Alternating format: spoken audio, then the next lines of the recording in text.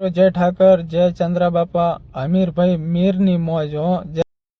દેવગણભાઈ મેર એવા સામતભાઈ મેર એવા કનકભાઈ જોગરા જ્યારે મને ગૌરવતા હોઈએ એવા અમારા તાપેશ્વરી ને એવા મેર પરિવારના એવા સુરતના ચાંદ્રા બાપા 4 ગામના સીમાડાની માથે જેનું સાંઢીડા ધરજી